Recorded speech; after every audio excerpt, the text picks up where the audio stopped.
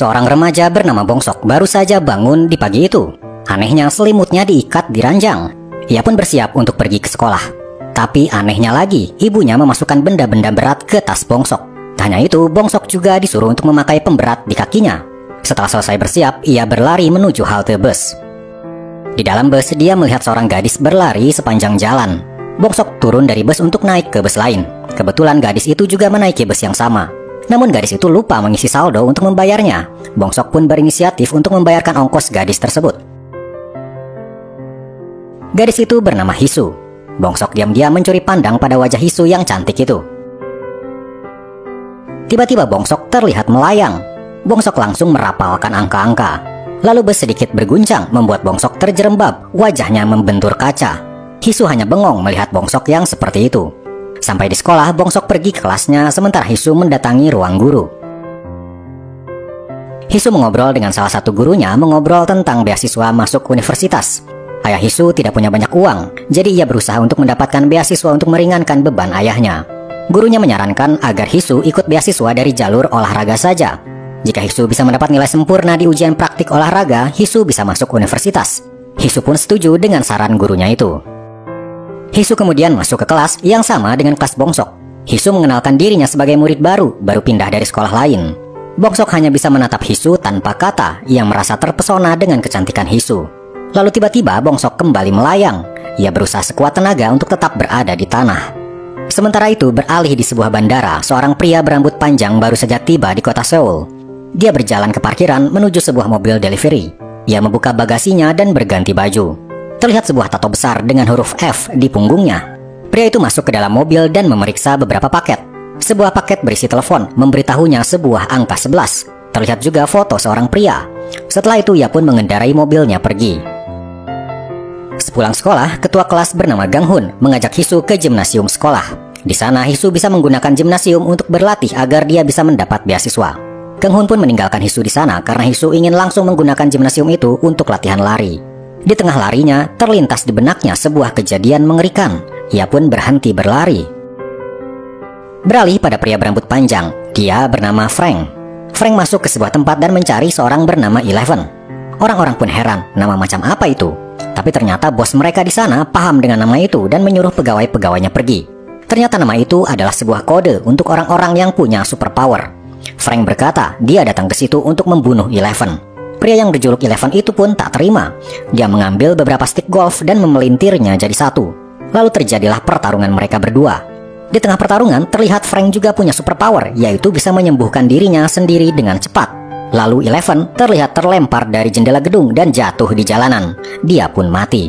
Frank dengan tenang menaiki mobilnya dan mengonfirmasi kalau si Eleven sudah ia lenyapkan. Kembali pada Bongsok, dia bertemu dengan Hisu yang sedang mencuci mukanya. Bongsok terlihat menahan dirinya agar tidak melayang. Hisu heran melihat tingkah Bongsok itu. Namun akhirnya mereka pun pulang bersama. Di halte bus, Hisu tiba-tiba berkata ingin pergi ke suatu tempat. Mereka pun berpisah. Hisu terlihat mengunjungi tempat bimbingan belajar. Tapi biaya bimbingan belajar sangat mahal. Ia tahu ayahnya tak punya banyak uang. Hisu pun pulang ke rumah sambil menatap ayahnya dari kejauhan. Ia tak tega untuk meminta uang pada ayahnya. Ia pun hanya bisa bilang kalau ia perlu membeli seragam baru yang harganya tidak begitu mahal. Sementara itu, di Badan Keamanan Nasional, seorang wakil direktur di sana mendapat kabar kalau si Eleven sudah tewas. Dia belum tahu siapa pelakunya. Pihak Keamanan Nasional kini mencoba menutupi berita itu sebagai kecelakaan jatuh dari gedung agar tidak menjadi perhatian banyak media. Beralih ke rumah Bongsok, ibu Bongsok terlihat melipat mesin jahitnya dan mengambil sebuah pistol. Dengan tenang dia membersihkan pistol itu. Ternyata ibu Bongsok sudah tahu tentang berita kecelakaan seorang pria yang jatuh dari gedung. Namun tiba-tiba berita itu menghilang di media. Sementara itu di kamarnya Bongsok terlihat tertidur lelap. Namun dia melayang hingga menyentuh atap kamar. Scene flashback ke tahun 2003. Ketika itu ibu Bongsok sedang menggendong Bongsok di tengah salju saat musim dingin. Mereka beristirahat sejenak, masuk ke dalam sebuah restoran dan memesan tonkatsu. Bongsok terlihat lahap makan.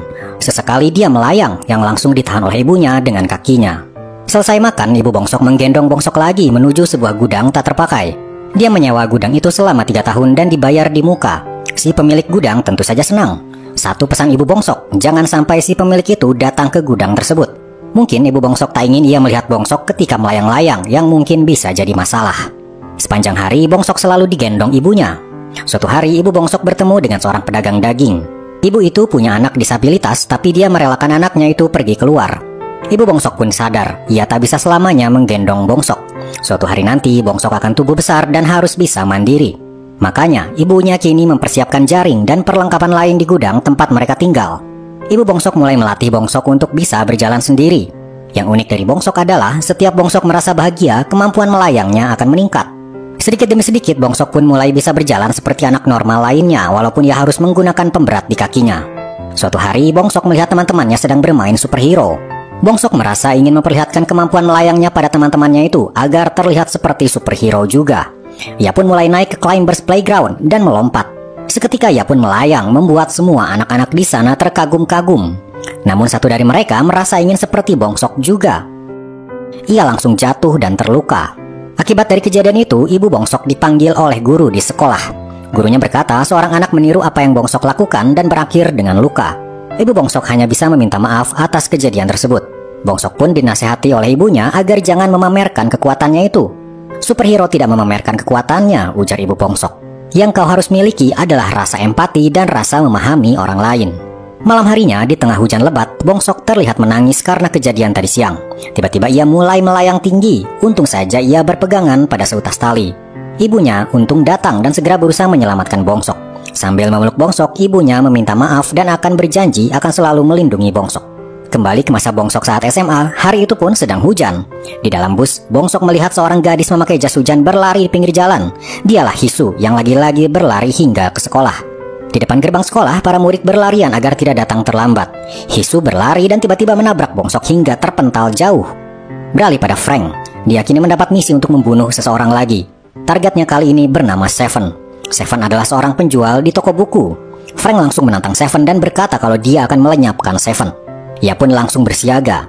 Dia menyentuh kabel seketika aliran listrik masuk ke dalam tubuhnya.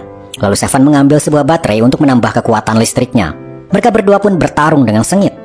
Sementara itu, supir bus yang biasa dinaiki Bongsok melihat radionya rusak. Ia tiba-tiba merasa khawatir dan cemas. Kembali pada Frank dan Seven. Frank terlihat sangat kuat, membuat Seven kewalahan melawannya. Hingga akhirnya Seven berhasil dikalahkan. Frank kemudian mengambil sebuah foto. Terlihat Seven dan seorang anaknya. Wajah anak itu tak terlihat karena fotonya sudah robek. Kembali pada Bongsok dan Hisu. Baju seragam Hisu terlihat basah berkeringat karena tadi pagi dia berlari dari rumah sampai ke sekolah. Hisu meminta pada Bongsok apakah ada seragam Bongsok yang bisa ia pakai. Hisu pun pergi ke kamar mandi untuk berganti pakaian.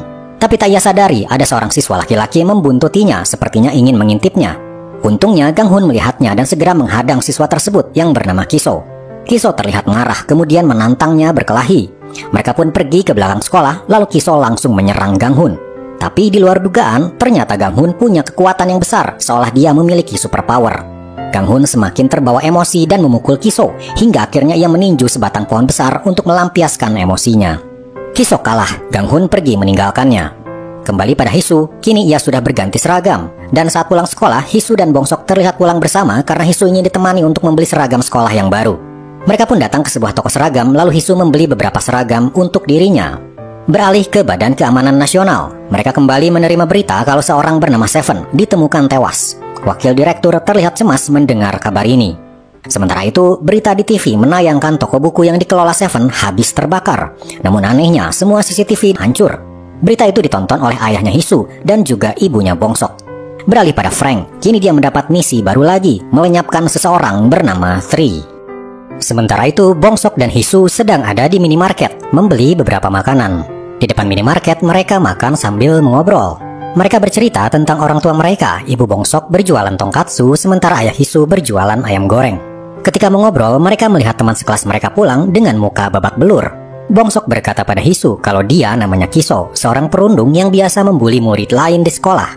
Tapi kenapa sekarang tampaknya dia habis dipukuli? Mereka pun kembali mengobrol tentang diri mereka. Bongsok heran kenapa Hisu tidak punya teman. Padahal menurut dia, Hisu orang baik dan cantik, ujar Bongsok dengan malu-malu. Selesai makan, mereka kembali ke sekolah karena di sekolah mereka sedang diadakan pelajaran tambahan untuk persiapan ujian. Di dalam kelas, Gang Hun bertanya kenapa mereka membolos dan kenapa kalian berdua terlihat dekat. Hisu menjawab, kita dekat karena punya banyak kesamaan, sama-sama tak punya teman dan orang tua kita sama-sama berjualan makanan. Tapi tak lama mereka keluar kelas lagi karena ada tugas membersihkan toilet. Di sana Hisu melihat sikut Bongsok yang terluka karena tadi pagi Hisu menabraknya. Mereka pun membersihkan toilet di ruangan berbeda. Namun tiba-tiba Hisu masuk ke toilet pria membuat Bongsok kaget. Hisu berkata ia akan mengobati luka di sikut Bongsok. Bongsok kembali gugup dan langsung merapalkan angka-angka lagi.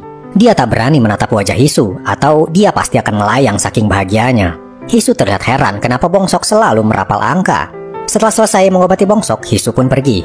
Bongsok yang dari tadi menahan dirinya, kini tak bisa lagi menahannya, dan akhirnya tubuhnya melayang tak terkendali. Hisu pulang ke rumahnya dan mendapati ayahnya yang makan ayam buatannya sendiri karena banyak yang tak terjual. Hisu pun mengajak ayahnya mengobrol dan memberitahu tentang dirinya yang akan mendapat beasiswa lewat jalur olahraga. Ayahnya sempat memarahinya, karena sebenarnya cita-cita Hisu adalah masuk jurusan seni, tapi kenapa tiba-tiba ia ingin masuk jurusan olahraga? Hisu mencoba menjelaskannya kalau dirinya akan mendapat beasiswa agar ayahnya tak perlu khawatir tentang biaya masuk universitas. Hisu kemudian memeluk ayahnya untuk menenangkannya. Esok paginya, Bongsok seperti biasa menunggu bis langganannya. Namun ia kaget ketika supir yang biasa mengantarnya sekarang diganti oleh supir lain. Tak lama, di bus ia melihat Hisu yang sedang berlari. Dengan senyum lebar, ia melambaikan tangan pada Hisu. Di sekolah, mereka pun belajar seperti biasa. Pulang sekolah, semua siswa langsung pulang ke rumah, kecuali Hisu yang terlihat sedang berlari untuk melatih staminanya. Ganghun memperhatikannya dari jauh dan berniat memberi sebotol air, namun niatnya itu ia urungkan. Sementara itu, Bongsok juga belum pulang karena baru selesai membersihkan toilet. Dia melihat lewat jendela Hisu yang sedang berlari di lapangan. Beberapa kali Hisu menginjak genangan air karena lapangan yang gelap. Bongsok pun bergegas berlari sepanjang koridor kelas dan menyalakan lampu-lampu. Bongsok kemudian mendatangi Hisu dan berkata bahwa ia akan selalu mendukungnya. Hisu melihat ke arah gedung sekolah. Semua lampu ternyata Bongsok nyalakan agar Hisu bisa melihat lapangan dengan jelas. Malam itu Bongsok pulang ke rumah cukup larut dan karena takut dimarahi, ia pun mengendap-endap masuk ke dalam rumahnya. Namun ibunya bisa mendengar langkah kaki Bongsok dan membergokinya. Bongsok berkata, "Aku terlambat karena membantu temanku dulu." Ibunya heran, Bongsok selama ini tak punya teman, jadi ibu Bongsok sedikit terkejut ketika Bongsok berkata seperti itu. Beralih pada Frank, malam itu dia mendatangi SMA tempat Bongsok bersekolah. Ia ditanya oleh satpam di sana apa keperluannya. Frank tak berkata apa-apa, hanya sesekali melihat foto yang ia bawa. Setelah itu, Frank kembali ke mobilnya dan pergi lagi. Satpam itu kemudian menelepon seseorang. Esok harinya, Hisu kembali berlatih di gimnasium bersama gurunya. Dia berlatih beberapa cabang olahraga untuk mendapatkan nilai sempurna. Selesai berlatih, ia makan di kantin dan bertemu Bongsok. Bongsok dengan baik hati membagi lauknya untuk Hisu, karena ia tahu Hisu perlu banyak energi untuk latihan dan berolahraga. Beralih pada Ganghun, ia disuruh oleh gurunya untuk menyalakan ventilator di gimnasium. Ia pun bergegas ke gimnasium, masuk ke ruangan kendali dan menyalakan kipasnya. Tiba-tiba ia melihat Hisu masuk ke gimnasium juga. Ganghun tiba-tiba merasa malu dan tak ingin ketahuan, jadi ia bersembunyi di ruangan itu. Hisu mulai berlatih lagi. Saat ia latihan melompat, pendaratannya tak seimbang membuat kakinya terkilir. Tepat saat itu Bongsok melihat kejadian itu. Bongsok panik langsung melompat tinggi seolah ia terbang. Ia langsung menghampiri Hisu dan bertanya apa dia baik-baik saja. Hisu kaget, tapi ia berkata ia baik-baik saja. Hisu pun melanjutkan latihannya lagi, kali ini ditemani Bongsok. Bongsok bercerita tempat luas seperti ini mengingatkan dirinya akan masa kecilnya dulu ketika ia tinggal di gudang tua bersama ibunya. Hisu tiba-tiba berkata, "Bagaimana kalau kau membantuku?" Bongsok diminta untuk memegang kaki Hisu, sementara Hisu latihan sit-up. Sudah bisa dipastikan, Bongsok berusaha menahan dirinya untuk tidak melayang karena jaraknya dengan Hisu sangatlah dekat, bahkan saling bersentuhan. Bongsok malah merapalkan angka-angka lagi dan tak fokus menghitung sit-upnya Hisu. Hisu kesal dan berkata, "Tolong hitung dengan benar." Bongsok kembali membantu Hisu sambil menutup mata. Tapi Bongsok memberanikan diri membuka matanya. Saat itulah mereka saling bertatapan.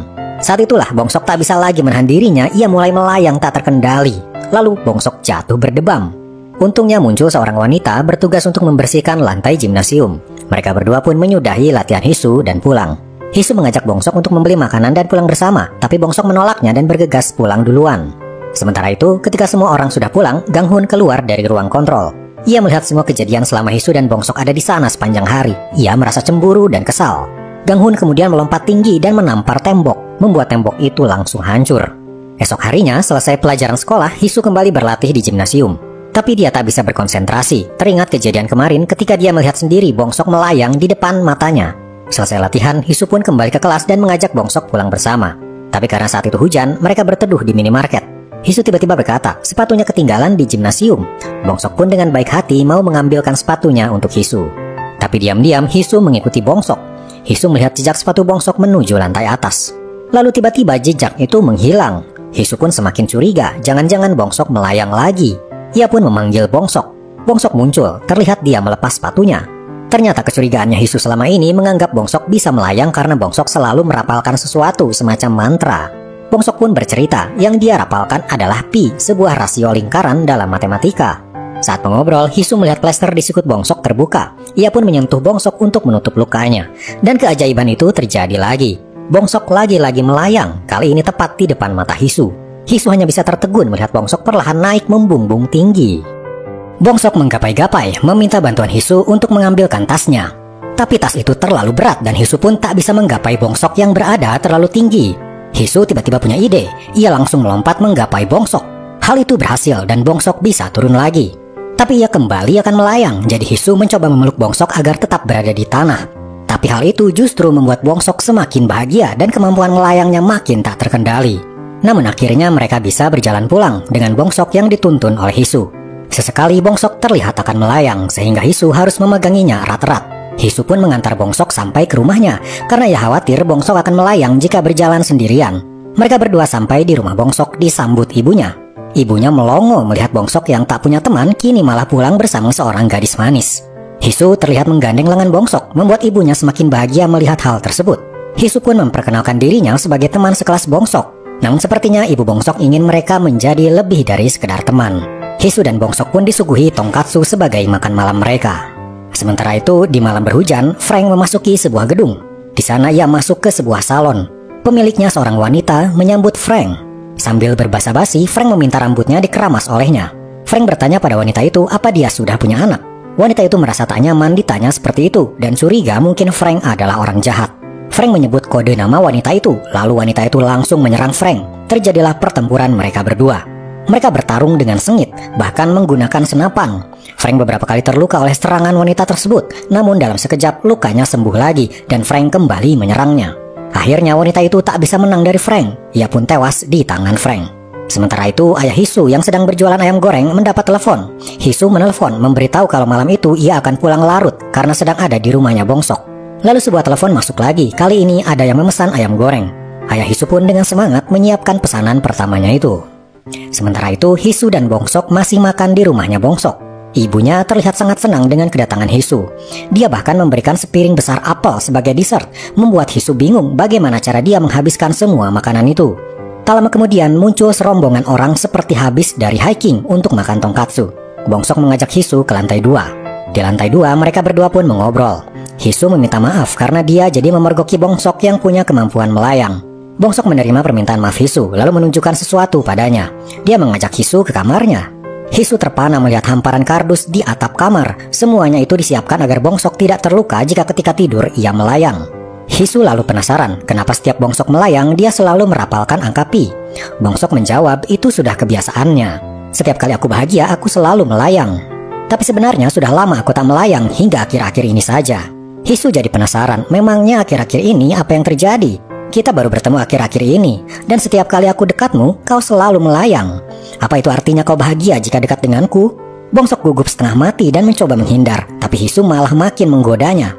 Kau suka padaku ya? Tanya Hisu. Bongsok seketika terbang dengan cepat, sampai-sampai ibunya kaget mendengar ada suara menghantam atap rumah. Ibunya hanya bisa memotong kubis banyak-banyak agar ia tak mendengar apa yang terjadi di atas. Bongsok dan Hisu kembali mengobrol setelah Bongsok tidak lagi melayang. Bongsok tak menyangka Hisu bisa menanggapi keanehan Bongsok dengan tenang dan tidak takut padanya. Hisu berkata, kau tidak aneh, kau hanya berbeda. Semua orang punya keistimewaannya sendiri, ujar Hisu. Bongsok tersenyum mendengarnya dan mengucapkan terima kasih. Ibu Bongsok yang punya kemampuan indera super mendengar percakapan mereka dan merasa terharu. Setelah itu mereka berdua turun ke bawah karena Hisu harus pulang. Ia pun pamit. Bongsok mengantarnya sampai di depan jalan karena Hisu berkata ia bisa pergi ke halte bus sendirian. Bongsok kembali ke rumahnya. Tapi ia dihadang ibunya. Kenapa kau membiarkan pacarmu pulang sendirian? Tanyanya. Ibunya berkata, wanita itu apa yang dikatakan oleh mereka dengan apa yang di hatinya sangat berbeda. Kau harus melihat tindakannya juga. Dia sudah mengantarmu hingga larut malam dan mengobrol di kamarmu berjam-jam.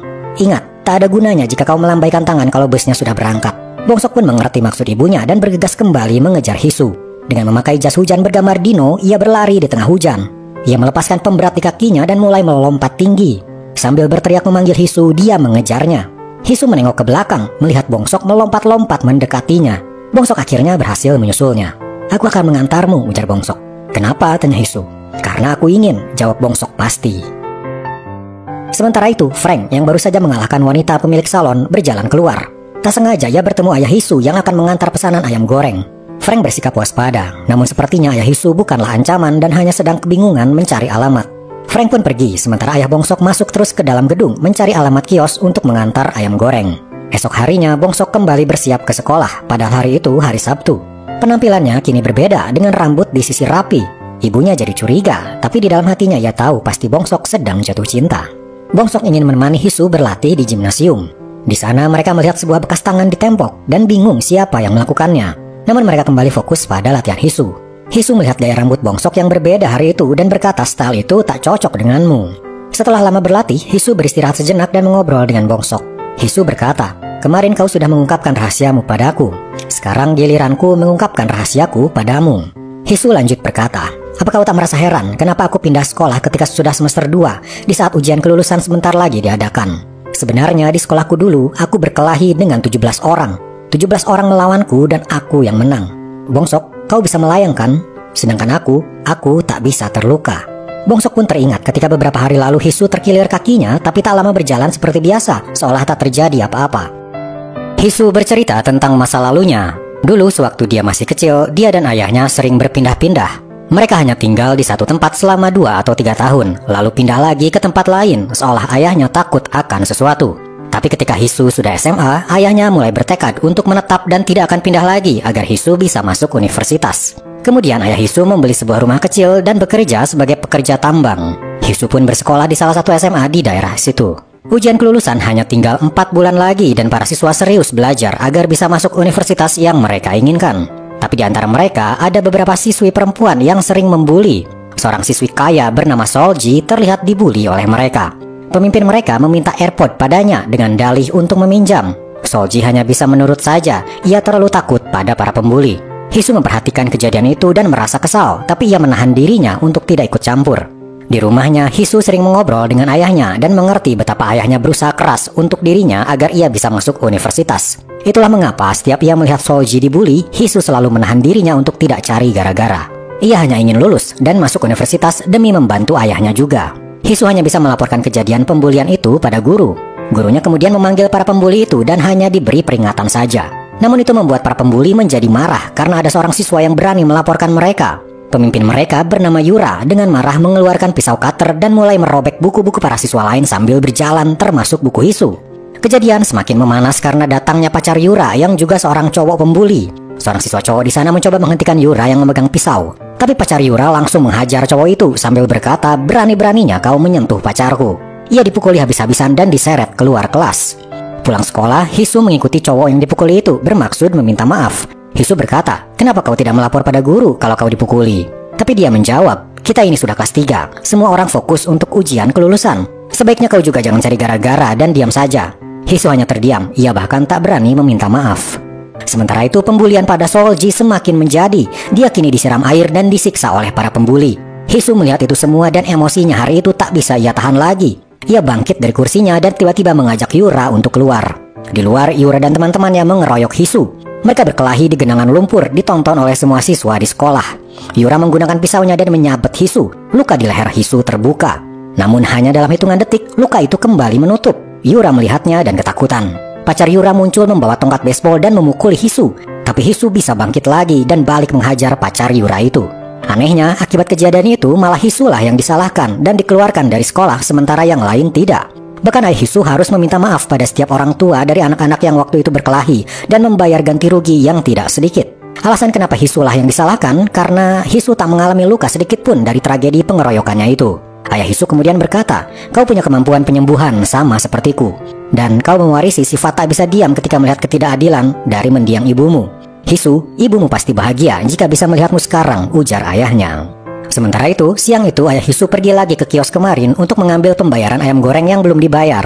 Tapi di sana banyak polisi, bahkan ada beberapa pria berpakaian hitam datang ke sana.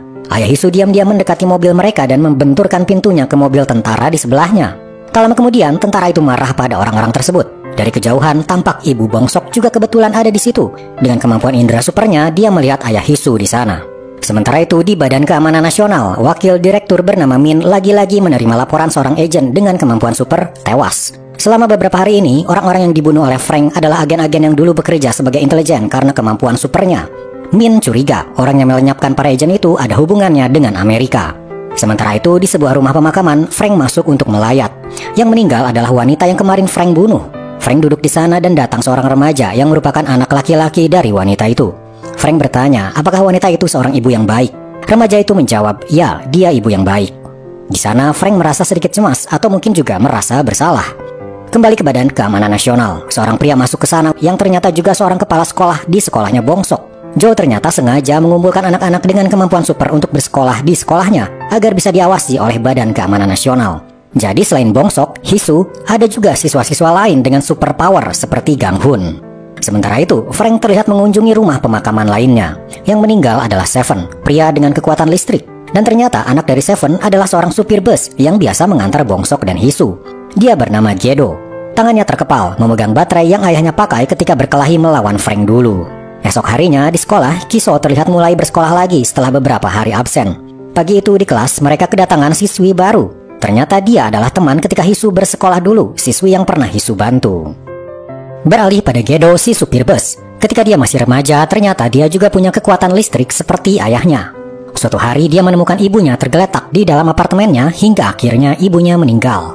Sebelumnya dia adalah tokoh karakter superhero bernama Manusia Petir. Namun setelah kematian ibunya itu, dia berkata pada ayahnya dia akan mencari pekerjaan lain.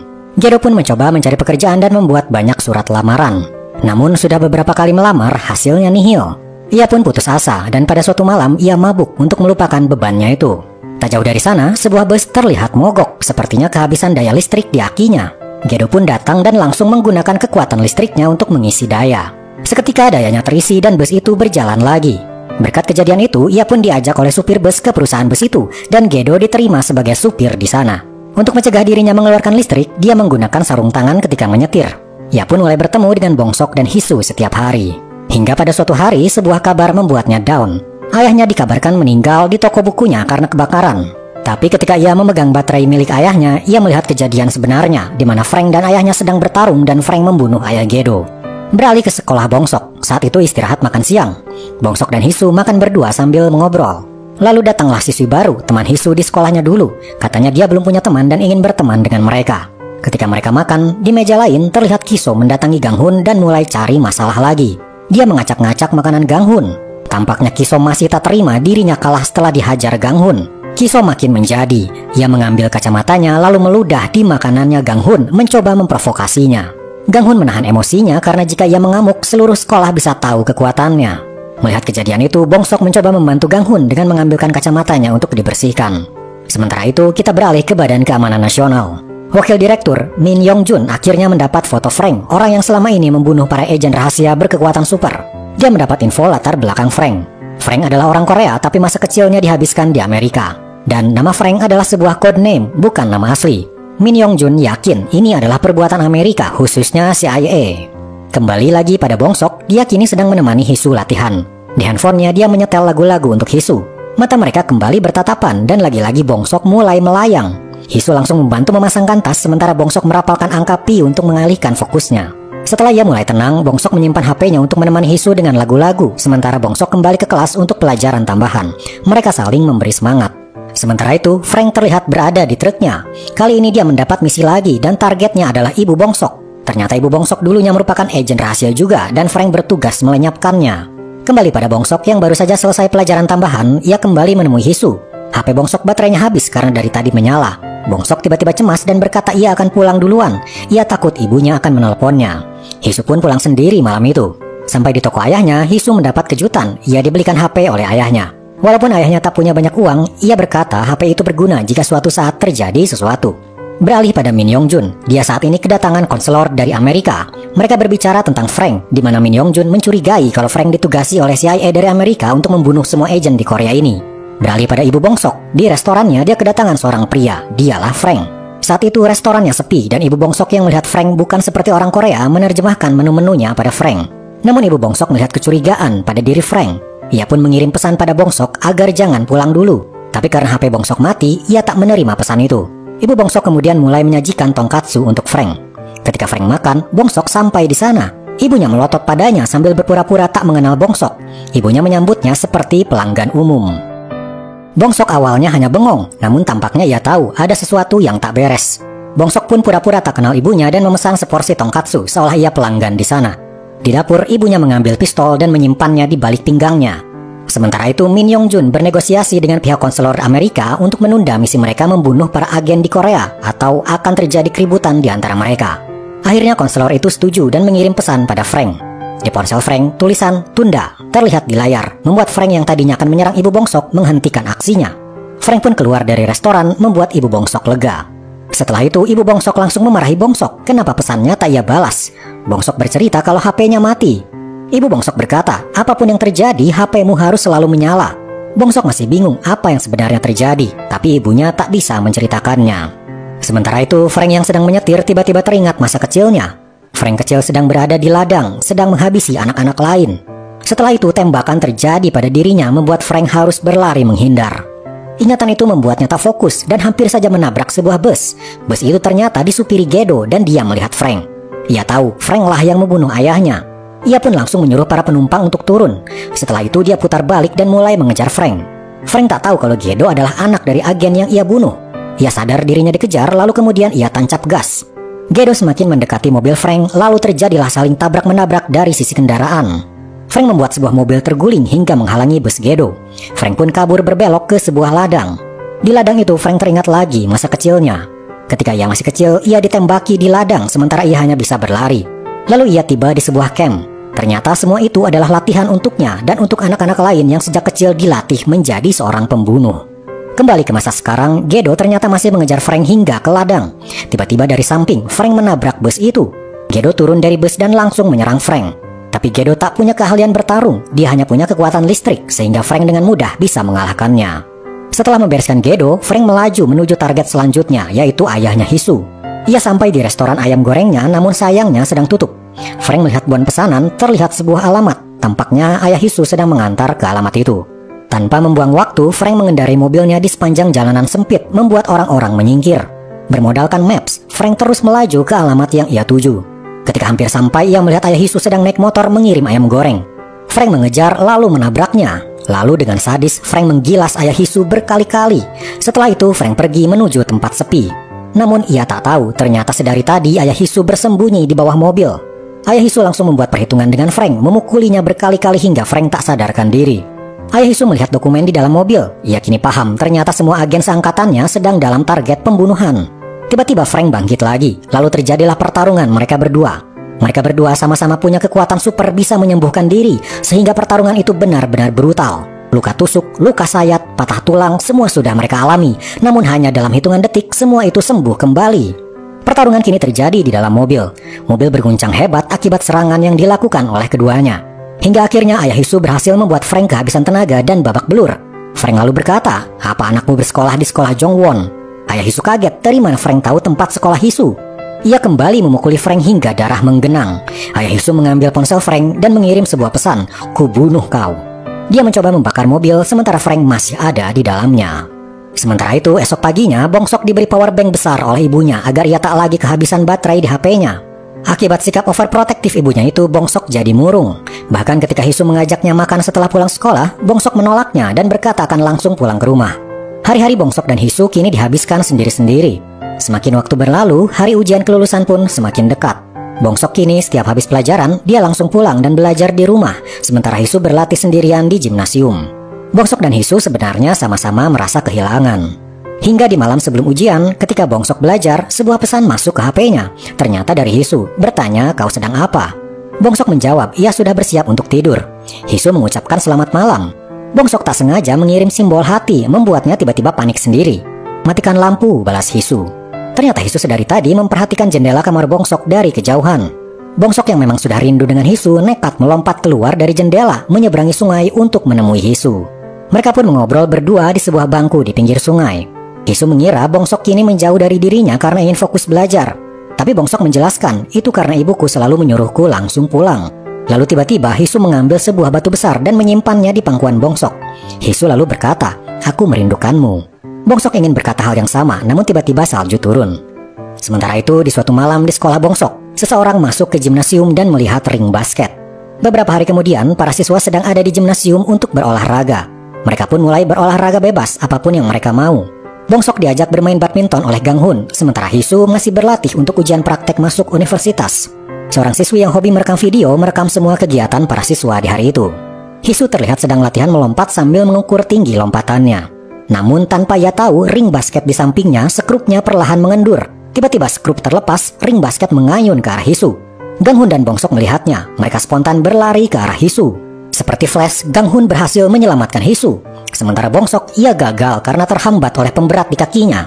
Bongsok tiba-tiba merasa kalah dan ia merasa malu karena tak bisa menyelamatkan gadis yang ia sukai. Tapi tanpa diduga, kejadian itu direkam oleh seorang siswi dan ia langsung menguploadnya ke internet. Insiden itu langsung jadi perbincangan panas hingga membuat Min Yong Jun kelabakan. Ia tak ingin orang-orang tahu ada anak-anak berkemampuan super. Ayah Hisu dan ibu Bongsok pun menonton video kejadian itu. Sementara itu, di luar, Bongsok kembali teringat akan kegagalannya menyelamatkan Hisu. Ibunya kebetulan masuk ke